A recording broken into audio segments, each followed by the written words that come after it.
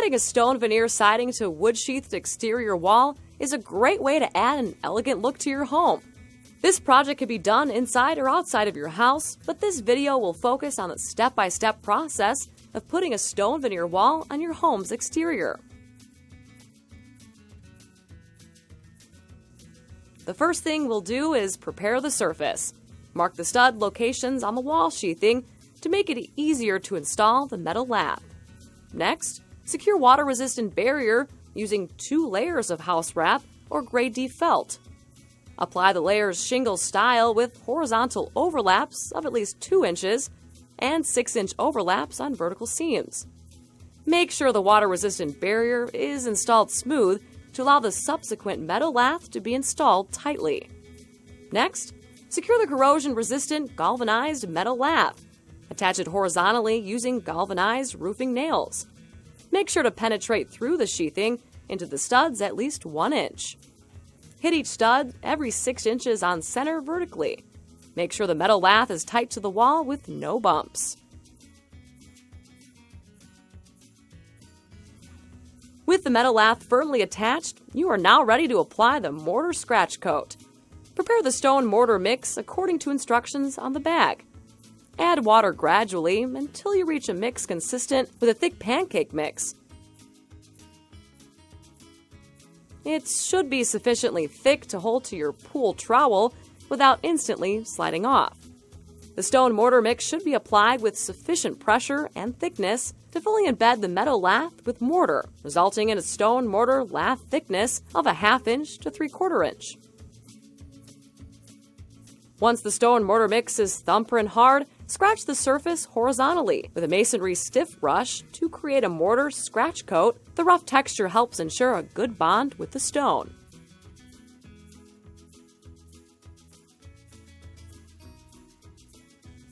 With the scratch coat setting, lay out the stone arrangement. It's recommended to lay out a minimum of 25 square feet at your job site so you have a variety of sizes, shapes, and colors to choose from.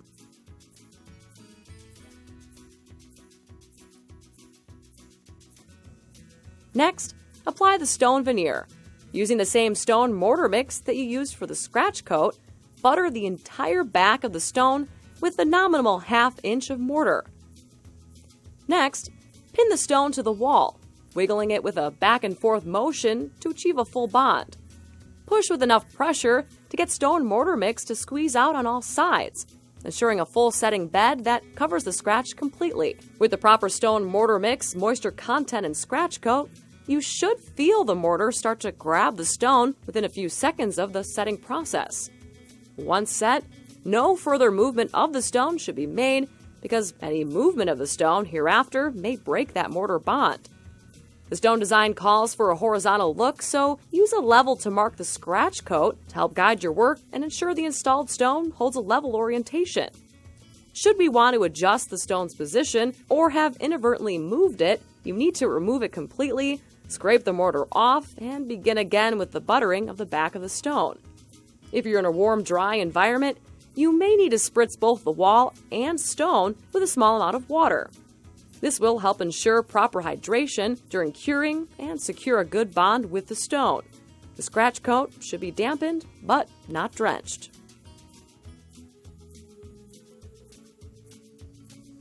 After approximately 30 minutes, apply the stone mortar mix between the stones. Make sure that the installed stone does not move with mild contact.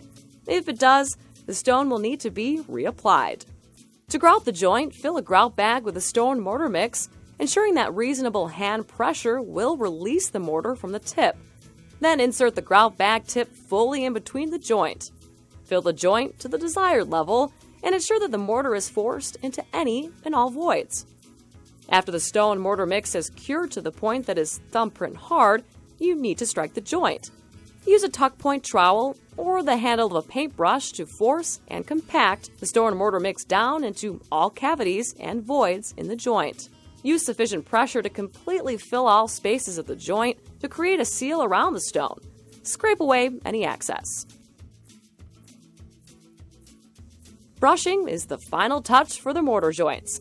This should be done soon after striking the joints, but before the joint mortar is fully set. clean around the edges of the stone with the wooden part of the brush. Then with the brush end, brush the joint until it's smooth and clean away any loose mortar with a brush or a dry cloth.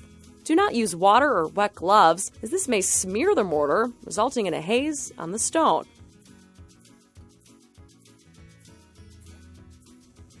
Once the stone mortar mix is dry, we can apply 100% acrylic Seal Best concrete sealer to the stones.